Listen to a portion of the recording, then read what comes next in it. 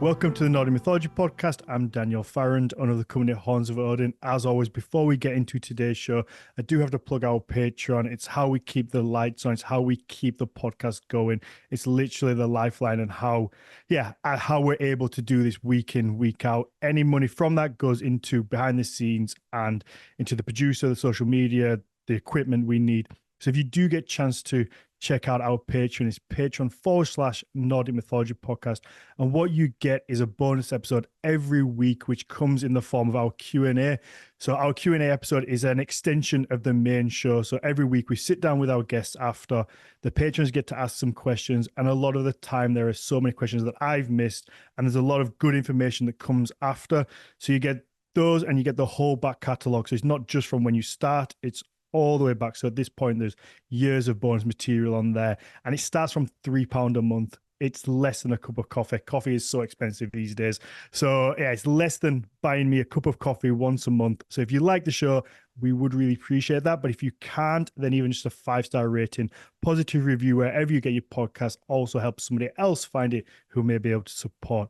With that said, let's get into today's show. I feel like I say this a lot at the minute, that this is a topic we've never touched on the podcast, which is quite embarrassing, 230 something in, but here we go. We'll do it now. So my guest today is Allison Fox, with a lovely special guest, which I didn't expect to see, in Vicky Mikalsen, who's been on here. Is this your third, fourth?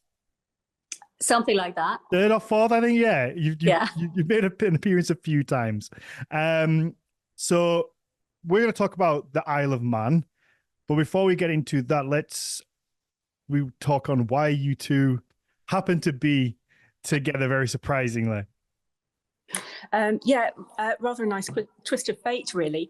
This week on the island, we're preparing to welcome a study tour from the organisation Destination Viking, also trades as Follow the Vikings.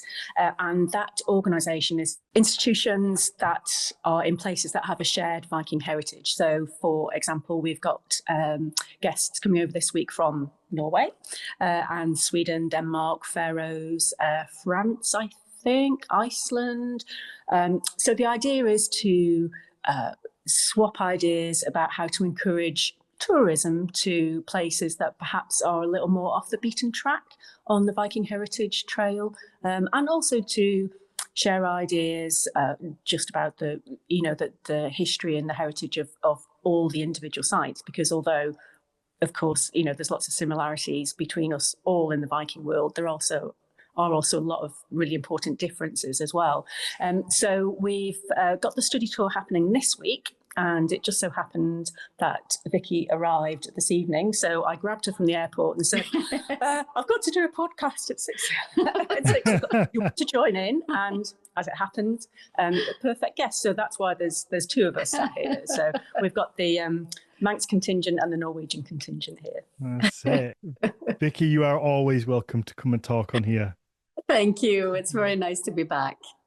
So is it Destination Viking? Is it a public thing? Can anybody join, or is it scholars from within the community? How does it work?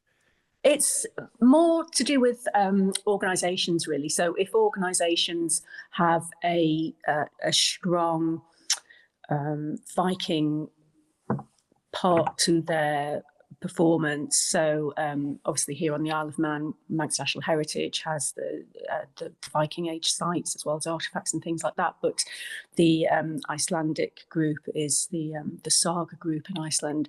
So it's any sort of association that has the Viking heritage as its core offer, I guess. So those are the members that can apply to join. We have, I can't remember exactly how many members now. There must be 40 or 50. I think members. it's 40, 50 something. Yeah. And they're from, they are literally from all over the Viking world. We've got members from Spain, haven't we now? Yeah. We were, the last general meeting we had was in Galicia in Spain. Oh, wow. Had a little bit warmer. Since 1963, was it? Yes. Yeah. Where they are reenacting a Viking attack on Katoira, the town Katoira. And then they were funnily saying that nobody wants to defend Katoira. Everyone wants to be Vikings. I'm sure they do. But that was really special. And also seeing, Viking history from a very different direction. But Follow the Vikings is also connected to the European Council's cultural route for Viking history. So, it's a way to show Viking history in Europe and how it has been manifested in different places. And it's very useful for us to come visit each other and see how we are kind of, creating a Viking experience and sharing knowledge with tourists and others who comes to visit. So it's both a lot of fun and also very useful. Yeah, it sounds like a lovely project, and it will. I guess everybody will get different ideas from all over Europe on how to grow their business, I guess, or their interest. Because I guess are you there with the Viking Center, Vicky? Yes, I'm here as a representative for Midgard Viking Center. So both me and Allison are on the board. And there's also others coming from Telemark that you know, Ragnar from the Vestfold County, and then Ole Harald from the Oseberg Viking ship. So is it like museums and little institutions like that? Is that how you get into it? I think it's there are museums and there are small visitor centres, but there's also groups that run Viking experiences. Okay. Tourism orientated, I guess, but it does tend to be groups rather than individuals, if you like. That's quite good that it's not just museums, because I guess it gives a whole different perspective when it's something like an experience. Yeah, it really does. And I think, especially for us on the Isle of Man, we're, a small place, but there are lots and lots of different aspects of the Viking heritage over here. So it really helps us see what other people do. I think, from the museum side as well, a lot of the places that are represented with Destination Viking have their own visitor centres and things like that. So it's really interesting to see the different methods of interpretation as well. I was at Midgard just August time, I think it was. And, that was the first time I'd been there. And it's just, it gets you out of your own environment, and it just gives you the chance to sort of take a deep breath and think, okay, that's a different way of looking at things. And I think that's one of the things I really enjoy about the Destination Viking experiences and groups. Yeah, it brings a lot more variety to the Viking story that you might usually tell. And so it's not like a story that only Norway owns or Iceland owns. It's actually the Isle of Man owns it, and France and Germany and even Galicia owns it, So it makes it a lot more interesting, I think. I think as well, it's quite nice to have that remake the connections in the modern day as well. We sort of talk about so much about the artifacts and the sites and things from 1,000 years ago, but actually to remake those contacts and to be speaking to people in Norway and to be welcoming people from Scandinavia again is actually quite nice. Yes. And it's also, even though, time has passed and the Viking Age is gone a long time, the landscape's still there, So you can, you are there where it's actually happened. And it's something, you understand the stories much more when you've actually seen the place and you understand the landscape and, where they were coming from. And that changes the story for me, at least. Yeah, I imagine as well, the Isle of Man must have a bit of a tougher time when it comes to tourism, in terms of you have to get people to come to the island to learn about this really, really rich Viking history. But I assume most people, when they go, I want to learn about Viking stuff, automatically just go, I want to go to Norway or Denmark or Sweden or Iceland. That will be the initial thought, even though you have such a rich history there. So I guess the two of you probably face very different challenges when it comes to trying to get people in to the centres? Yeah, I mean, certainly we are, trying to let people know, the heritage that we have here on the island from the Viking Age, and that it's not just, that's my job, but it's not just really nice things in cases. There's, as Vicky says, there's a whole landscape out there. Very, very few places have got a standing castle that dates from one of the Viking Age kings. And we've got two essentially. So with this, I'm so excited. Mm-hmm. So we've got this fantastic heritage, but yeah, and I think it's absolutely understandable for people if they're wanting to learn about the Vikings, that they go to their home. That's what that's what I do as well whenever possible. But I think it's great just to highlight that there are other places, and other places that we'll probably talk about a bit more about this as we go into the Isle of Man story a bit more. But places that were not invaded and taken over by the Vikings, places where the Vikings moved in and integrated, and that society is a mix of who was there before and who came later. So I think that's one of the things about the Isle of Man as well. It's not we were not subjugated. Mm-hmm. We were. That's not to say everything was rosy all the time, but there is a difference to the Manx Viking story, I think. And again, the quality of the remains. I was saying that I was at a conference about Viking ship burials, and I was asked to talk about the two that we have from the island. And there were some great speakers there that were showing lots of images of artifacts from Scandinavian ship burials. And it really struck me that the Manx material stands up pretty well against that, So I think it's that encouraging people to take a wider look at the Vikings geographically, I guess, as well as them, the society as a whole. Mm-hmm. Yeah, I think people sometimes maybe forget, or in my opinion, that yes, the Vikings originated from the Scandinavian countries, but if you talk about if you take like the literal term of the word Viking and their activity, then it's all outside, or there's a lot outside of Scandinavia. It's those areas that they've gone to, like the British Isles and Spain, all throughout Europe. They're the kind of, you're going to learn so much about the actual quote unquote Vikings in that term, rather than Viking Age people living in Scandinavia, which you're going to learn a lot from throughout. And I guess the items that they took back.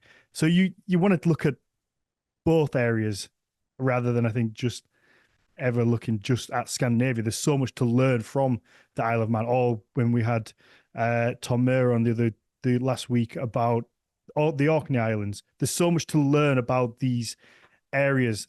With that, let's get into the Isle of Man. Can you give us a little overview of what the Isle of Man is, where it is, why maybe it's so important? The Isle of Man is pretty much slap bang in the middle of the Irish Sea. So we are right in the middle of the British Isles. So we're a few miles off the coast of Scotland to our north, Ireland to our west, England to our east, and Wales to our southeast. So we are right in the middle of these trading routes. And in the Viking Age, if you think of the people leaving Scandinavia and coming down to explore, if they sort of took a stepping stone route from Scandinavia to Shetland, Orkney, down through the western coast of Scotland, arriving on the Isle of Man, that's a perfect staging post to have a bit of a break, but also regroup, and then start thinking about using that as a base to fire off out through the English Channel, or back up north over the Atlantic, or out to the east. So really, it's about geography first and foremost. The other things that the Isle of Man has as an advantage during the Viking Age, compared to, again, Shetland, Orkney, the Western Isles, is that we've got relatively good agricultural ground compared to certainly some of the Western Isles of Scotland and Shetland. So you had a good strategic place along with place where you could grow and you could farm, and so you could feed the people who settled. So that's where we are, and that's why we were a good place for the Vikings. Today we are self-governing crown dependency, essentially. So we have our own parliament. The parliament is called Tynwald, which I'm sure you'll all realise is from the Viking origin Tingwall, and we still have an open-air ceremony every year, July, usually July the 5th, as long as that doesn't fall on a Sunday. And that, has its roots right back to the Viking Age. And it's still in place. Any laws that are enacted during a year are not properly official until they've been read out at this Tynwald ceremony. So it's still, very much a living, a living thing, and it affects our lives today. So we are not part of the UK. We are part of the British Isles, and we haven't been part of the EU. So Brexit was something that went on around us, so we've maintained this kind of independence, really, and it's sort of been a bit. Almost a bit of a fluke through the centuries. We've after Viking rule ended in the 1200s, then we sort of went backwards and forwards between England and Scotland. But eventually it settled on this sort of strange constitutional position we've got today. But I think that's one of the other things as well, just with you mentioning Orkney in particular, about the Isle of Man, is that our Viking Age goes on much later. With the exception of Orkney and Shetland, our Viking Age officially ends with the death of King Magnus in 1265, and then we were ceded to Scotland in 1266. So, we think the Vikings were trading here in the early 1800s. So, that's a good 100 years of influence here. I think where to start. Because with it, no, don't. With it ending, because typically it's looked at 1066 is the end with the British Isles.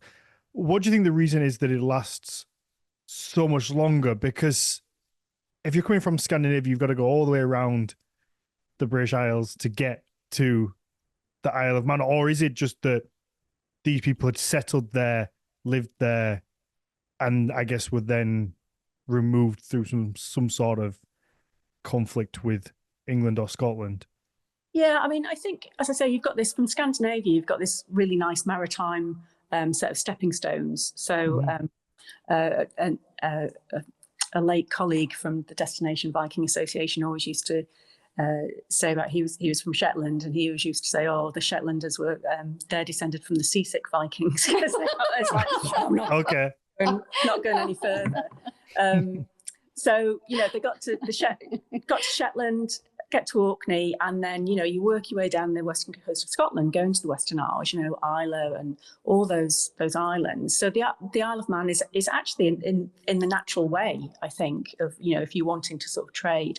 I think a lot of the reason why the Viking Age lasted a lot longer was because it did become an integrated society. So if you look in the telephone book today, you'll see people with surnames of Celtic origin, so you'll see lots of Quails and people with Q names, but you'll also see a lot of people with surnames from Viking origin, so Corkill, which is Thorkel. So that mix of society. So the Vikings settled here, used it as a trading post, but then became part of Manx society. And there's a medieval manuscript. It was written in the 1300s, but it tells of the succession of the descendants of Godred Crovan to the Kingdom of Man in the Isles. And that's got this beautiful entry about 1066, basically saying the English were subjected to perpetual slavery after that. And then it just goes on to talk about the Isle of Man and like how the Vikings were just cracking on in the Isle of Man. It was, part of this kingdom. Mm-hmm. So I think... that 1066, all the Vikings, that came to an end in England, but it didn't come to an end elsewhere. They were still trading, that they still had this really vibrant economy, and they found another place to do that. And one of those places was here. Did the Normans never take a look at the Isle of Man and go, we kind of fancy that little island there that would be quite useful for if we wanted to defend? Yeah, it's funny. It's a really interesting question. They didn't. However, a lot of the later Viking kings, so from the sort of mid 1100s onwards, they became very closely involved with the English court. So they were actually getting quite a lot of Norman influence. And I mentioned at the beginning about, having two Viking Age castles, showing off a bit. But the one of our Viking Age castles, Castle Rushen, we think was basically founded at late 1100s, 1200 by King Rock'n'Volder. And that is very heavily influenced by Norman castle building. But that's because the Viking kings then, were very influential and very influenced by the English court. So you've got this really interesting relationship as well. Mm-hmm. I think this is very interesting because, we have the island of Sodom. Okay, the context is, when was the Viking Age and what is the Viking Age? And that's a whole big discussion that you could discuss forever and ever. But the Viking ship burials in Saaremaa in Estonia, they kind of set a date prior to what we usually name as the Viking Age, because the attacks were before Lindisfarne. And then here we've got an example where the end of the Viking Age is stretched. So yeah, it's really interesting how we piece up history in chunks and give them names. And that might actually be a bit inaccurate when you look into the details. Yeah, I think so, and especially because I call it the Viking Age. The Isle of Man's Viking Age runs from AD 800 to 1265, as I say. But it's of course it's a shorthand. It wasn't. Yeah, but it's interesting. Age, but it's a handy tag to hang on that people think, oh yeah, I've got a rough idea of what that meant. But yeah, it's what's taught in schools though, isn't it, as well? I know I was taught, but then again, it was probably an Englishman who came up with that time period, because it's centralized around England, isn't it? It's Lindisfarne and then the Battle of Stamford Bridge. It's very kind of English centric, is it? Where we go, okay, the Viking Age is this. When we know there were things happening before and after, I guess it's just whoever coined it was probably focusing on the English time period rather than the European, which would be common for us to do, I guess. It wouldn't be the first time we've done it over here. But I think things have to start somewhere, don't they? And people have to start piecing the stories together, and it's up to the areas that are now seen as being on the periphery. It's up to us to sort of stick our hands up in the air and sort of say, no, actually we weren't peripheral then. We were actually quite central. But we've got to do that. It's not necessarily anybody else's job for that. Yeah, we did an episode on Ireland a couple of weeks ago, and again that's something I think that's overlooked. And again, might be me being British, I always focus on Britain, or like the central, the England, Scotland, Wales. Even then, though, we haven't done that much on Wales, and I'm sure there's a lot of Viking history in Wales, but it's something that, again, is probably quite overlooked. And Ireland, I think, is overlooked. And the Isle of Man is that point that's really is. You can't kind of stress how central that is and how much of a good point that must be for anybody that wants to, like you say, rest or maybe even recoup. If you have a raid, you have some sort of security, I guess. You're on this, you've got a little island, you're away from the mainland, so you can't have a force can't sneak up on you. So you can have that strategic position. It really is an important place, especially if you can grow nice things there and habit it for a long period of time. I think so, and I think that's one of the differences that we can perhaps see between the Viking Age and the following sort of 200 years or so, when I mentioned that the Isle of Man kind of went to and fro between English and Scottish rule with the wars between England and Scotland. Both of them were keen to have the Isle of Man under their control, but it wasn't necessarily because they wanted the Isle of Man. It was because they didn't want the other side to have the Isle of Man because of this strategically important place. Whereas in the Viking Age, because of the amount of settlement, because there's so many Norse-influenced place names in the landscape, as well as, I say, personal names, the Vikings wanted the Isle of Man,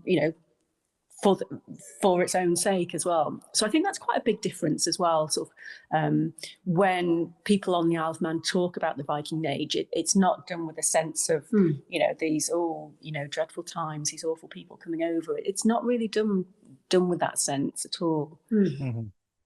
Okay, let's start at the beginning. When do we have a first date or first date of arrival, or do we know when Vikings came? How, what is there a beginning? I see you shaking your head, so I guess it's a complicated question.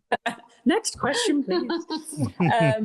No, we have no firm date for first contact, essentially, and it changes all the time. I think that there's been some work done on the Irish documentation and what was happening over in Ireland. One of the theories was that the Vikings who were chucked out of Dublin essentially moved over here to settle, but that's not necessarily the case. The artifact history is probably the best evidence we've got, and we know the Vikings were being buried here with proper ceremony from about AD 900.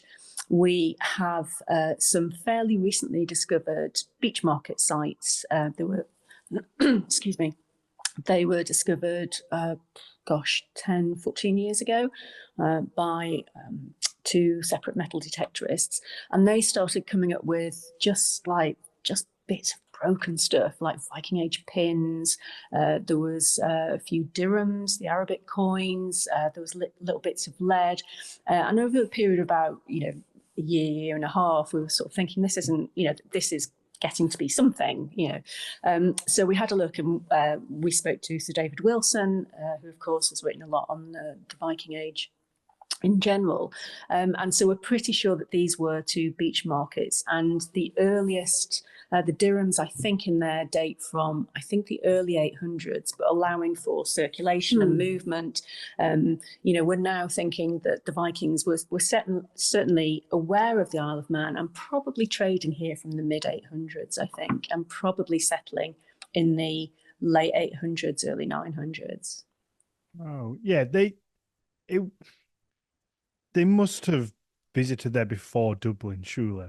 That it wouldn't make sense for them to go to Dublin and then only come to the Isle of Man after being kicked out. That wouldn't make logical sense. I mean, stranger things probably have happened, but yeah, no, I think you're right. I mean, I'm sure there must have been contact, and the more science advances now, the better chance we have of finding out a little bit more about those the Isle of Man, the Viking Age, the early years, I guess. We had one of the ship burials that I mentioned, Balladul in the south of the island. We had some isotopes done on the skeleton of the Viking from there, and he was essentially first generation Norwegian, and wow. He lived here. And we also had ancient DNA analysis that his remains were part of a European-wide project a few years ago. And I'm not saying we were hoping for something different, but he was blonde-haired and blue-eyed. So blonde, blue-eyed Norwegian. We know that was buried here with, as I say, really obvious and pretty grand ceremony in AD 900. So Balladul is a really interesting site, so I can talk about that. But if I start now, I'll be here for the next 10 minutes. So. Maybe we'll see how we get on, but maybe we can do something in the future on that, because I feel like these sites deserve their own long form chat. I don't want to keep you too long today. What was the landscape like before the Vikings got there? I mean, I think it was a fairly sort of rural island. I mean, we've no, like most places, we've no idea of population level. I don't know, maybe 10, 20,000 perhaps. Very rural, no urban sites to speak of. Small settlements dotted around, very much a farming community with fishing as well. But the coast of the Isle of Man is once you're in the water, you're pretty much in the water. We don't have the nice little voes that Shetland have. You know, we don't have the fjords that Norway has. It's a pretty exposed coast. So it was, yeah, a mix of farming and fishing, and very much a Christian society. Okay. We have early Christian chapel sites from the island. Do we know at what point? Because I assume there will have been people before Christianity came. Would they, I guess, some sort of paganism, or do we know anything about those people? We do. We've got a very rich prehistory as well. And if I could talk for 10 minutes on Balladul, then that's another, 3 hours on the prehistory. The earliest evidence for human habitation on the island is from 10,000 years ago, so 8,000 BC. So that's the Mesolithic period. We don't have burials from that period, but we have house sites, house platforms. So they're some of the earliest in the British Isles, actually. And they were just uncovered about 10 years, I want to say, while there was work being done on the airport. We have quite a number of burials from the Neolithic period, so from about 6,000 years ago. Some of those are really interesting with the ceramic vessels that they were buried alongside. Bronze Age, we are finding out some amazing things about the Bronze Age, and I think it's not quite rivaling the Viking Age, but it's kind of on its way. We're starting to get some really interesting information about the burials in the Bronze Age, so 4,000 years ago. Iron Age, likewise, we've got lots of settlement, but not very many burials yet. So, there were people here thousands of years before the Christian, or before the population was converted to Christian. Yeah. We never had the Romans. You never had the Romans? No. Oh. That's Yeah. No, we don't have a Roman period. We've got. I'm trying to think. I think probably a total of perhaps 30 Roman coins from the island. Some of those were probably lost from collections rather than being found, rather than being dropped in the Roman period. We are starting to get more Romano-British brooches from the Roman period here. Whether the Romans just thought, you know what, it's not worth the bother. I don't know. Maybe they had enough to keep them busy, in the neighbouring countries. But there was certainly no discernible Roman settlement over here. We go straight from what we call the Long Iron Age, so 500 BC to AD 500, and then into the early Christian period. Oh, okay. The Vikings come at some point. Do we know at what point they total control? Did they ever take total control of the island? And do we know at what point that happens? Was it peaceful? Was it just an integration? How does that develop? We had this medieval manuscript, the Chronicles of the Kings of Man and the Isles, talks about the battle where a lot of the Isle of Man was destroyed, but that's kind of during the Viking Age. So I think there were battles, but it seems to be more between the competing ruling Vikings than the local population. As I say, that's not to say it probably didn't happen. I'm sure it did. Excuse me, but we don't have, we don't really have the evidence.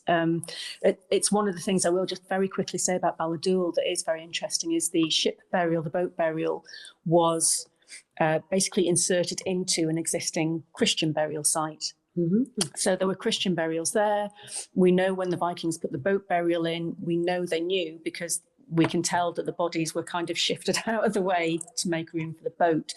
What we don't know is whether that was done with a sense of we're here now and we'll take over, or this is an important space for you, therefore we want to share this space. So we. Was there much of a military presence there? Because you said, it's a small little island. I guess it wasn't governed by anybody at the time of the Viking Age. It wasn't under any Anglo-Saxon rule. So if it's its own island with, like you say, 20,000 people, mainly farmers, fishermen, did it even have a military? So if these Vikings turned up and said, "This is our island," is there much they could have done? Probably not. Realistically, we don't have. Again, we don't have any evidence of any sort of concerted official opposition to the Viking Age. We just see, a bit later on, there are references to the various Viking rulers sort of squabbling between themselves, and also some disagreements between the King of Ireland and the Kings of Man in the Isles. The Viking Kings of Man in the Isles were appointed by essentially the King of Norway. They were appointed in Trondheim, so they had that Scandinavian ultimate control. And then locally, I would think it would have been, people who managed to build their wealth, or people who managed to battle well, who got into that sort of higher class, and then it went from there, really. Yeah, it's interesting. I never really thought of it before, that with a little island like that, there wouldn't be much opposition, I guess. As sad as it is for the people that live there, you have these people that come over and kind of want to take, because with there being, you said there were some chapels there. There will have been some wealth there, I guess. So that will have maybe gone, or would it have been under some sort of church protection? Would they have had like some sort of like a church army? But maybe really. not. The Christian chapels that were here were very simple, a few meters square. They were non. Oh, okay. Yeah, they were just it was sort of more in the Irish tradition of the priest being in the chapel. So there wouldn't have been much wealth here, not then. However, as our Viking Age went on, when we get into the 1100s and the 1200s, then we do find references to people coming from Ireland to raid. We've got an abbey here that was founded by one of the Viking kings. The abbey was raided by marauders from Ireland, I think they're called, and a lot of treasure was taken then, but not really before then. We don't have any indication of wealth really before the Viking Age. And I think that idea of, as you say, the local population not really being able to do anything about it, I think is a good one. And perhaps it was more not that I'm biased, but perhaps the Manx are a little bit savvy, and it's like, well, okay, these new people here, maybe, actually maybe they could help us out. Maybe there is something in it for us. And I think there must have been something like that, as I say, because we do end up with this mix between the Scandinavian influence and the Gaelic influence. If you look at Islay, for example, it's sort of a kind of similar story, certainly similar size, good agricultural ground. Once the Viking Age ended there, there's hardly any trace in, personal names, place names in the Western Isles of Scotland now, compared to the Isle of Man. So I think that must say something about how the community is integrated, I think, at least eventually. Yeah. Yeah. I mean, if there wasn't any direct defense, it would make sense that it would be a relatively peaceful transition, because you're not going to take up your pitchfork against a group of Vikings who've come to. So the idea would be that you find a peaceful solution, and if they're there because they're stopping, they're hungry maybe from the journey, or they want somewhere to shelter, and you have a farm and you can offer feed, food for trade or some shelter or some clothing, then you kind of scratch each other's backs, and then over time you have, build up a relationship, and they kind of need you as much as you can then benefit from the lovely wealth that they've taken, and you get somebody that wants to buy your stuff. I mean that's that's the feeling that comes across from the, what we get from the archaeological record, and as I say, the sort of legacy, the Viking legacy. It seems to be more of that kind of thing, and just the amount of treasure that we have over here. It's an often quoted statistic by us here at Manx National Heritage, but we have more Viking silver here per square kilometre than any of our geographic neighbours. It was a really, really wealthy place in the sort of 950 to 1100, really. We've got all these silver hoards of silver jewellery, but also coinage as well, that's still coming up. We just had one. The latest one was found, last coins were found in April this year. It's just gone through the treasure process. So to have that wealth on a place, and also I kind of think to bury your dead with lots of their fantastic possessions, which they did, you've got to have some trust that the local community aren't going to go over there and trash it in revenge for how you've treated them. Is there, Vicky, you might be able to help with this, because obviously is it Gotland that has tons of silver and valuable items? Is it possible that it's just that kind of similar feel, though it's maybe a storage place for wealth? Because again, you have to remember when they went a Viking, they didn't just go to one place and then go home. They may hit several different places, and you can only carry maybe a certain amount on your ship, and banks don't exist. So I assume you would do as everybody associates with the pirates, and just bury your treasure and come back for it maybe another time, or keep it safe. And you maybe have raided in England, and you go back to the Isle of Man, bury it, go to Ireland, come back. Is that kind of thing going on? I think so. On the Isle of Man, one of the things we haven't really, that's not really been explored, but I think probably does need considering, is the trade in people that was going on as well. Okay. The coasts, and the Isle of Man is a good central place for trading goods in all their forms, whether that be animals, grain, or people. So it might be that people and things from other places were being brought to the island, and this is where the financial transactions were happening, and then so there was a lot of wealth stored here at the time. But the wealth varies, as I say. We get hoards purely of jewel, silver thistlehead brooches from the British Isles that just came up 3 years ago, I think.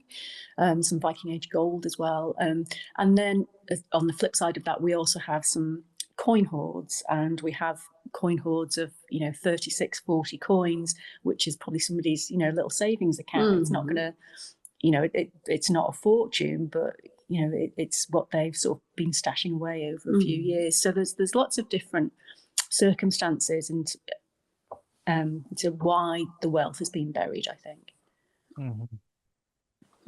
What an interesting little place. It's a bit mad. It's a bit mad. I mean, we have, we've got the boat burials, as I say, but we've got other Viking Age burials that are not boats.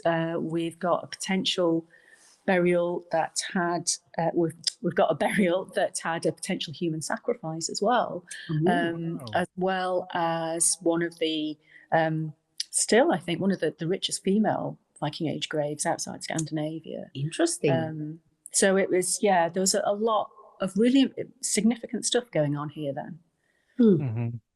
I think Isle of Man we're gonna have to use a couple of episodes to cover it because there's so much going on. I want to ask about the ship burials. I want to ask about the female Viking grave and all these lovely things. But I know that we're short-ish on time today, so probably let's, I guess, keep it to an overall. This is Isle of Man, and then we can use some follow-on episodes to delve into that. And I know you know some lovely people that maybe we can get on here to really delve into those little bits.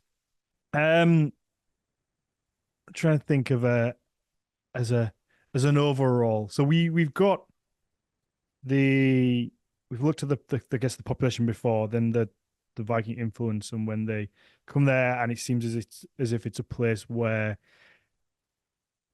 they does it seems though it's a place where they stay for a long period of time versus a stopping point, or is it both? I think it's both. We do have longhouses. So I've sort of only mentioned the burials, really. I've only sort of mentioned places of the dead, but we do have longhouses from the Isle of Man as well. Interestingly, we've got some occupation sites up in the hills in the Isle of Man in the more marginal agricultural ground as well. So and again, you know, to have one of the Viking kings donate some of his land on the island for the construction of an abbey, again indicates that the Vikings did own land, so they would have had tenants, and those tenants would have been both, you know, Viking age in origin, if you want to say identify as Vikings, you know, as well as the local population. But probably as the Viking age went on over here, you know, that you know, first generation Scandinavian settlers, you know, became fewer and fewer, and they became part of the Manx society, and that society is this mix of, you know, pre-Viking and Viking. Mm-hmm. I'm just really interested in what you said about the thing that is still going on. Yeah. Like how much can be traced, how much of the ritual can be traced really far back, and how much can you document? I think the most of the process was written down in the 1400s. Mm-hmm. So that's the first time it was really written down, because it's known as breast law, so it's spoken, so it's from the breast. But we still talk about the court needing to be fenced. So that was now it's a sort of, you know, a sort of figurative, right, the court is now fenced, so the official proceedings can start, whereas originally it was literally fenced, so nobody could get in and, you know, do any marauding, which we did know happen again from the medieval manuscript, the Chronicles. You know, we have one of the kings of Man being killed at one of the Tynwald meetings, you know, one of the Thing meetings. So I think probably a lot of the ceremony that we see today is, you know, a sort of modern, you know, Victorian or, you know, slightly earlier idea. But there's no, you know, I don't think there's any doubt that the basic principle of everybody getting together and everybody hearing the laws, and also still today those laws are read out in English and Manx, the Manx language. I think that core basis goes right the way back, I think. Is there anywhere else where that is done? I don't know that. Well, of course, Iceland with you know, that their but do they still read it? But I don't know about that. I never heard that they do. It's that reading out, I think, to me is really the law interesting. Speaker, yeah, that you still have to do that. Today, I think that's so interesting. It's a lovely tradition. Yeah, we have the hill that it all happens on. It's very class driven. So the most important person is at the top, and so the less important you are, you basically get further and further away from the hill, and it's quite nice. Yeah, it's quite funny. Before we wrap up, with the burials, are they brought there? Because I assume they weren't killed on the Isle of Man, because it seems like it, for the most part, would be relatively conflict free. But then you said there were battles or fighting between the different Viking groups on there, but would they be full-scale battles, or would they be more just little bickering with handbag type things? I think we've got the Viking handbag fight. Yeah, I don't know. Would you have like full-scale armies on there, or is it just like a small groups that are just kind of... A couple of instances in the chronicles do suggest that there were 2 or 3 that, you know, it was absolute full-on battlefield. But oh wow, a lot of the burials from the skeletal remains, most of them show no obvious battle wounds. So, you know, what else do people die from? You know, it's sort of disease or accidents or things like that. So, you know, they probably did die over here. There are a couple. Dr. Marie Wheel has done a lot of work on the skeletal remains from the island, and she's found a couple from the 1200s, I think it is, that have got very obvious sharp force trauma to the spine, and also to the skull as well. So there was obviously something unpleasant going on there. But the boat burials that we have, one of them we don't really have any skeletal remains left anymore, but the other one, the Balladool that I mentioned, there's no evidence, you know, of how he died. And actually, he was buried without a sword as well. He was buried with an axe and other things, and other really fine things, but not a sword. Oh, that's interesting. I wonder, is it possible the sword was taken in some sort of ritual of it being, you know, a special sword, and he maybe holds the power? I guess it's possible, but the other sort of similar Viking Viking Age sites that we've got do have swords, so it seems to be more of a deliberate decision not to add one to the grave. Oh, that's interesting. You see the Isle of Man scratch the surface. I know. I feel like we've had that box. It's like I feel like we've hardly scratched the surface, and we're pretty much at about an hour, and I feel like we've hardly touched anything. But I think it's a good kind of overall episode where people can get an idea of what the Isle of Man is, where it is, its importance, that history, and then hopefully in the future, whether with yourself or somebody that you recommend, we can look at these individual burials and kind of other things. Also, I'm sorry, questions always just pop into my head.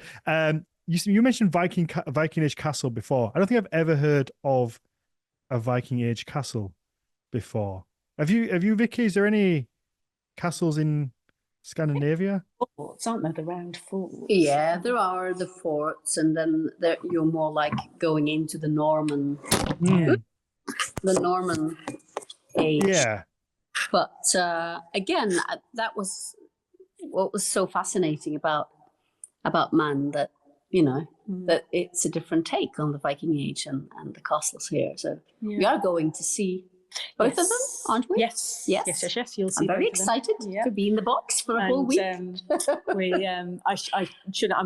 get absolutely hammered by my colleague if I don't mention the Manx crosses as well. So we've also got an amazing collection of Viking Age artwork on the carved stones around the Isle of Man. Most of them are in the parish churches, but they're this real strange mix between Christian symbolism and as well. So we've got some fantastic collections of images from the Sigurd Dragon Slayer saga or myth, where he's and at one stage he's got the heart chopped up and it looks like donuts on this sort of skewer, and he's like blowing his hands with his fingers. You know, we've got stuff like that on, you know, I'm so excited about that as well. So yeah, there's a whole other. It used to be on my curriculum when I was a student. Did it really? Yeah. Wow. So I remember reading about them, but then now I get to see it. Yeah, I'm so jealous. That scene of Sigurd with the eating the heart seems to pop up on cross shafts time and time again. So on a weekend I try and go and visit as many little cross shafts across Northern England as I can, and I must have seen it 3 or 4 times. That little scene, and it always seems to be that scene where he's tasting his fingers, and then you can, you know, hear the birds. popular one. Yeah, it's interesting how it just seems to pop up across all the different places. And I think there's a similar story in Irish mythology. Not the same, but with a salmon, I think. Yeah. I think we've got one. We've got one with.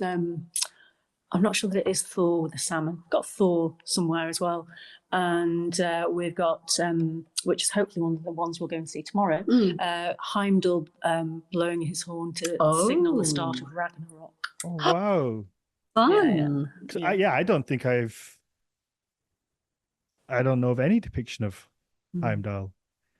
Like, I can't think of one that I've seen. Is there many? Do you know, Vicky, how many? I don't think there are many. No. To be fair, it does look a bit like one of those party blowers. That's wear and tear over time. It's 1,000 years old. But yeah. So we've got Heimdall. Oh, I always get so frustrated. And I don't know, are yours still outside in the elements? Because there's so many that I visit that are just open to the weather, and I guess it's nice that they're in the position they're meant to be in, but I just feel like they're getting more and more worn down over time, and eventually they'll just become plain stone, I guess, that you're not going to be able to tell what was on them. Yeah, most of ours are in the local parish churches.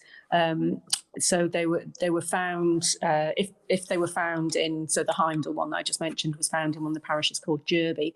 So that was taken into the local church, which again is a really interesting, really interesting thing. Like, well, the church will take in your pagan stone and take care of it for you.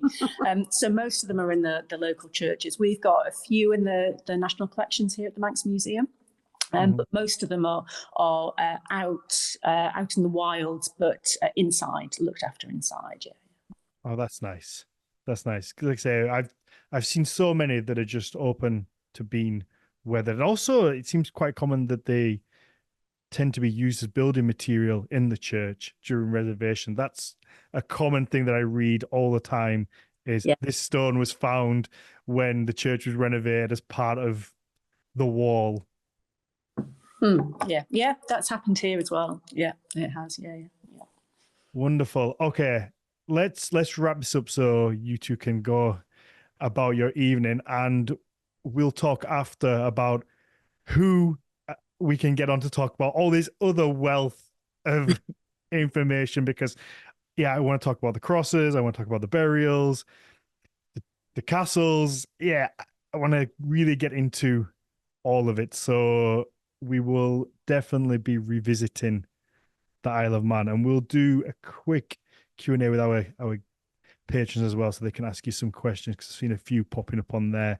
Allison, I don't know if you have a personal social media you want to plug, I guess, or just the museum where you work. I haven't really. I'm sort of a bit of a bit hopeless with social media, but if people want to Google Manx National Heritage, then most of our social media is actually done via our Facebook page, actually. So Facebook is probably the best way to find Manx National Heritage. And if you Google Isle of Man Viking treasure, you'll get loads of press releases about the finds and artifacts that have been discovered over the past probably 10, 15 years or so. So people can find out a bit more about it then. And our website as well, just manxnationalheritage.im. Obviously, you can find us through Facebook. If you want to get in touch with me, then just get in touch with them, and you'll get put through to me. That's fine. Wonderful. Oh, also, you as well. I never asked, how big is the Isle of Man, size-wise? We are about 33 miles long by about 17 wide. So not very big. No, that's not big at all. I should have asked that so much earlier on. That's such a tiny little island for such a rich wealth of history. How lucky you are. We are, yeah. And it's great to be able to talk about it. It's great to be able to share it as well, because we know not everybody can get over here.